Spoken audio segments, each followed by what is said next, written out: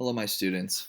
So, I want to go over the vocabulary lesson 3 words. I think that would be helpful for you in studying them and learning them. And I could just go over what they mean, but you can do that on your own. So, I was talking to my wife. I said, Wife, I didn't talk to her like that, but I said, My dear, I'm trying to teach my students these vocabulary words. Why don't I make a story? Can you pick a topic and I could use these words? I'll have to challenge myself and make a great story. And I said, give me a topic, something really interesting. And she said, okay, porcupines. I was like, what? What's the point? Yeah, that's pretty sharp, right? I just cracked myself up. I'm sorry. So anyway, she's challenged me. So I'm going to tell a story now about a porcupine, and I'm going to go in order using all these words. Once upon a time, there was a particularly irascible porcupine. He was very easily angered. And as he was walking down the road one day in a slightly bacchanalian state, he was a little wild. Now, he was actually drunk, but he was just kind of wild. He came across a rabbit who seemed to him to be very maudlin, just kind of foolishly sentimental, just kind of seemed like a little weepy, and I don't know. He just didn't come off the right way. Little did this porcupine know that this rabbit could easily have been extradited to the other side of the forest. To be extradited would be sent to another side, to sent to another country, right? Given over to the legal jurisdiction of another government or authority because of some of the things that this rabbit had done.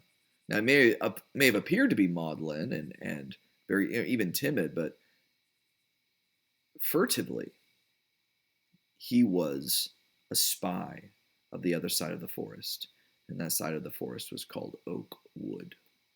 He was a spy from there, secret, furtive. Well, this porcupine,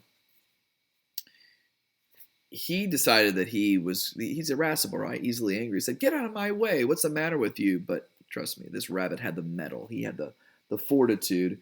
He had the courage and determination to not be deterred by this irascible porcupine.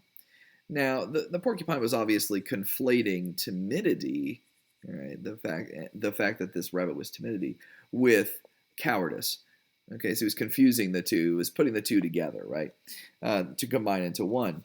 But this rabbit had actually been a mercenary at another time in his life. He had been a professional soldier hired by a foreign army, which is part of the reason he was in trouble in Oakwood. And he was fleeing there looking for a bastion of safety. A bastion is like a strong defense or fort to get away from the evil ruler in Oakwood. The evil ruler in Oakwood, he was an owl, by the way, was full of avarice. Avarice is greed, right?